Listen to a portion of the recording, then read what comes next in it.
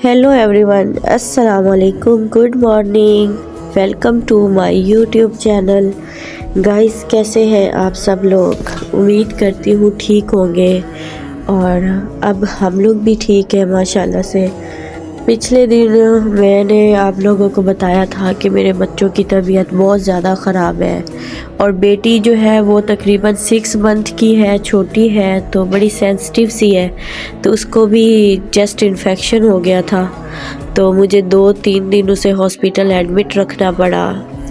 तो बस मैं आज के व्लॉग में हॉस्पिटल के ही कुछ क्लिप्स जो है मैंने बनाए थे आप लोगों से शेयर करूँगी। ये उसका फर्स्ट डे था हॉस्पिटल में और यहाँ पे मैं इसको नेबुलाइज़र करवा रही हूँ।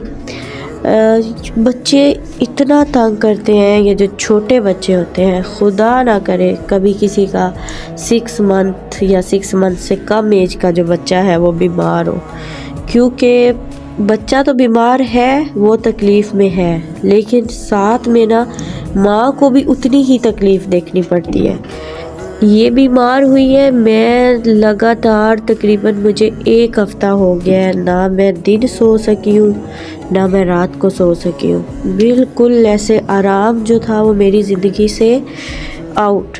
अच्छा, फिर सिर्फ ये बात नहीं थी, फिर रात जैसी होती थी ना, रात में बलगम बनती है, डॉक्टर्स ने मुझे बताया था, तो ये बहुत ज़्यादा तंग करती थी, पूरी पूरी रात रोती थी।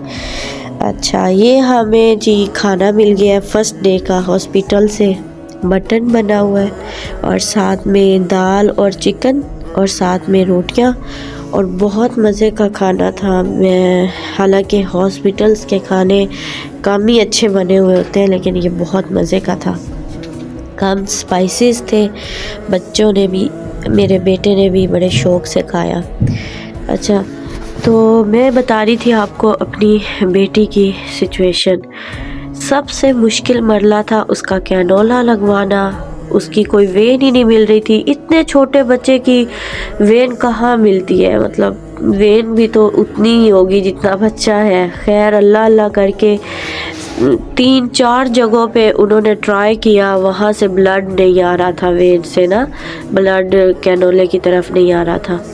खैर, वो सारा काम हुआ। इतनी तकलीफ़ बच्ची को, और इतनी ज़्यादा ये बच्ची डर गई है, इतनी ज़्यादा, ये हर वक्त स्माइल करती रहती थी, खुश, और बातें भी मतलब आ चा पा जो भी है वो करती थी, लेकिन अभी इतनी खामोश हो गई है। और फिर ये वदीहा को जो जो पूछने आ रहा था वो साथ में उसके लिए फ्रूट बास्केट लेके आ रहा था, और ये तो हमें मिली थी टी ब्रेक, ये तो और ज़्यादा मज़े की थी। खैर, अच्छा, मैं आपको बता रही थी कि बहुत ज़्यादा मुश्किल से कैनोला लगा, फिर उसकी पेन, फिर उसमें इंजेक्शन, फिर उसमें ड्रिप्स लगनी, और जो सबसे मुश्किल टाइम होता था मेरे लिए वो ये नेबुलाइज़र वाला सिस्टम था, नेबुलाइज़ करवाने का।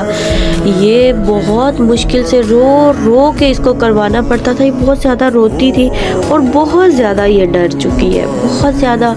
और अभी तो लोगों को देखती है, जैसे ही कोई इसको बुलाए या इसके सामने आए तो फ़ौरन से रोना शुरू कर देती है। एक वाहिद मैं बनती हूँ जो मैं इसको उठा लूँ तो ये चुप हो जाती है, वरना रो रो के इसने बुरा हाल किया हुआ था। और मैं सारी रात इसी तरह इसको इस कॉट में डाल के कभी इधर घूम रही थी, कभी उधर घूम रही थी, पूरे रूम में मैं बस चक्कर लगाती रहती थी। या ये इसमें इस तरह चुप रहती थी या इसको उठा के चलना पड़ता था। ना तो इसको बैठ सकते हैं उठा के, और ना ही ये लेटती थी, इतना रोती थी। पूरी रात रोना, मैं कहती हूँ, बहुत बड़ी बात है किसी भी छोटे बच्चे के लिए। अच्छा, ये सेकंड डे की वीडियोस भी मैं आपको दिखा रही थी, और ये है सेकंड डे का खाना, और ये भी खाना बहुत मज़े का था। इधर भी पहले बकरी का साथ मटन का सालन था, और ये चने की दाल और साथ चिकन था और साथ सवैया थी।